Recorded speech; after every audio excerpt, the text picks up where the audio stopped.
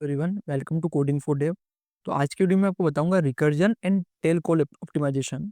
तो ये दोनों हमारे जावास्क्रिप्ट के बहुत पावरफुल कॉन्सेप्ट है। तो सबसे पहले हम पढ़ते हैं रिकर्जन। क्या रिकर्जन होता क्या है? तो रिकर्जन एक टेक्निक है जिसे हम फंक्शन कॉल करते हैं itself to solve smaller version of problem until reach the base case. जब तक एक बेस केस तक वो हमारा आउटपुट ना पहुंचे, जब तक आप उस फंक्शन को तब तक कॉल करो। ओके, जो सेम फंक्शन है जब तक कॉल होगा जब तक हमारी बेस कंडीशन सेटिस्फाई नहीं होगी। ओके, तो अगर मैं आपको इसको बेसिक रिकर्जन का स्ट्रक्चर बताऊं आपको, तो जो रिकर्जन के फंक्शन बोलते हैं हम उनको बोलते हैं रिकर्सिव फंक्शन। ओके, तो यहाँ पे मैंने क्या चना आपको, एक मेरा फंक्शन फंक्शन है सिंपल रिकर्व, उसमें मैंने आर्ग्यूमेंट दिए, उसमें से मैं एक बेस कंडीशन दूंगा। अगर बेस कंडीशन आएगा तो मैं मेरा रिजल्ट रिटर्न करो, एल्स आप सेम उसी आर्ग्यूमेंट को आप मेरे रिकर्व फंक्शन में जो फंक्शन हमने बनाया है उसको कॉल करो, फिर उसको रिकर्जन में रन करो। ओके, तो ये हमारा इसका बेसिक स्ट्रक्चर है। अगर मैं आपको एग्जांपल बताऊं तो एक फैक्टोरियल ऑफ एक नंबर का मुझे फैक्टोरियल निकालना है, तो वो हम इस फंक्शन के द्वारा कैसे निकाल सकते हैं? तो हमने क्या करा, एक फंक्शन बनाया फैक्टोरियल, उसमें हमने इनपुट लिया, तो हमने कंडीशन लगाई if n equal equal to 0 और n equal equal equal to 1, तो आप क्या रिटर्न करना, रिटर्न 1 रिटर्न करना। ओके, तो हमने सिंपल कंडीशन लगाई, और अगर वो कंडीशन लगेगी तो अब क्या रिटर्न करना, return n into factorial n-1। हमने जो n का है उसका इंटू कैसे कर दिया मैंने, सेम उसी फंक्शन के फैक्टोरियल n-1 से रिटर्न कर दिया। इससे क्या होगा, हमारा जो फंक्शन है वो रिकर्सिवली जब तक उसका आउटपुट शो नहीं होगा। ओके, तो अभी मैंने कंसोल लॉग किया 5 प्रिंट करा। ओके, तो जब तक उसका वैल्यू शो नहीं होगी वो सेम फंक्शन को कॉल करेगा।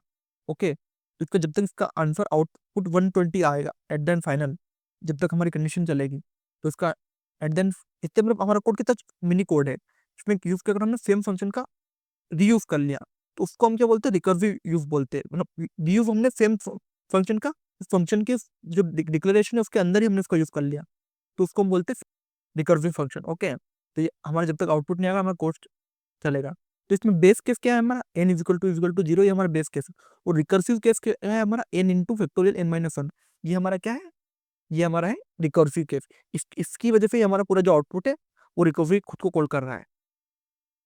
इसका एक और अनदर एग्जांपल बताऊं, तो वो है सम ऑफ अरे एलिमेंट्स, कि हमें अरे का सम निकालना है।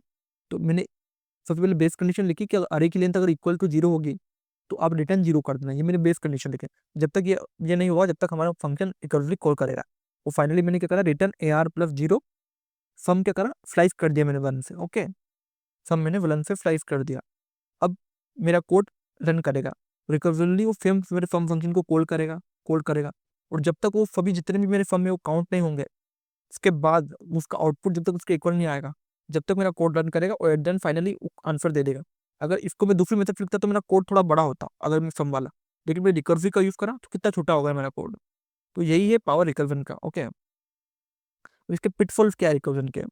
तो recursive function can consume a lot of memory, बहुत ज़्यादा मेमोरी कंज्यूम करता है, क्योंकि ये कॉल स्टैक को यूज करता है की ग्रोथ के लिए। ओके, और जो डीप रिकर्जन देता है वो स्टैक ओवरफ्लो भी कर सकता है, एरर आ सकते हैं बहुत सारे।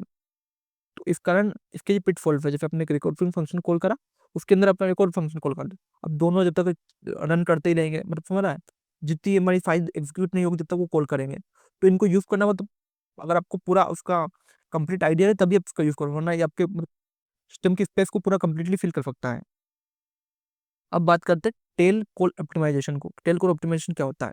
तो टेल कॉल ऑप्टिमाइजेशन एक ऑप्टिमाइजेशन टेक्निक है जावास्क्रिप्ट इंजन की, जो रीयूज करता है करंट स्टैक फ्रेम को। जो करंट स्टैक फ्रेम रहता है रिकवरी फंक्शन में, उसको रीयूज करता है। If recursion function if call last thing the function does, जो उसके पिछले फंक्शन ने क्या की थी उसको यूज करके उसका यूज करता है। तो जो टेल फंक्शन है, टेल कॉल इसको जो होता है उसको बोलते हैं टेल कॉल। तो एक टेल कॉल है वो जब होती है जब एक फंक्शन हमारा रिटर्न करता है result direct to the function call with no additional computation. The without computation वो हमारे को डायरेक्ट फंक्शन कॉल शो करता है। तो अगर मैं आपको इसका एक एग्जांपल दूं, तो हमने एक फैक्टोरियल बनाया, उसमें हमने डायरेक्ट अक्यूमुलेटर लिया, उसमें हमने कंडीशन रखी और फिर हमने रिकर्सिव फंक्शन लगाया। ओके, तो हमने डायरेक्ट रिकर्सिव फंक्शन लगाया विदाउट एनी कंडीशन। ओके, तो ये हमारा क्या है, टेल कॉल। तो here is the recovery call two factorial if the last statement for it is eligible for optimisation, जो उसकी लास्ट स्टेट है वो हमने डायरेक्टली फैक्टोरियल दे दी। ओके, तो ये क्या है, एलिजिबल है ऑप्टिमाइजेशन के लिए। और नॉन टेल कॉल कैसे होते हैं, जिसमें हम कुछ ऑपरेशन परफॉर्म करते हैं आखिर में, जैसे हमने जो पहले जो एग्जांपल दिए थे n इंटू, इससे क्या होगा, ये टेल कॉल ऑप्टिमाइजेशन नहीं है क्योंकि इसमें मल्टीप्लिकेशन उसके पहले हो रहा है। तो जो हमारे सबसे अच्छे टेल कॉल ऑप्टिमाइजेशन वाले कोड कौन सा रहता है, जिसमें डायरेक्टली हम आउटपुट शो करें। तो आप दोनों एग्जाम्पल में कंपेयर करके देखते हो, इसमें हमारा n मल्टीप्लिकेशन है तो ये नोट और टेल कॉल है, और इसमें हमारा मल्टीप्लिकेशन नहीं है, क्योंकि इसमें क्या होगा, हमारा ये वाला पूरा कोड मल्टीप्लिकेशन को डिफर करेगा। ओके, तो ये टेल कॉल नहीं है।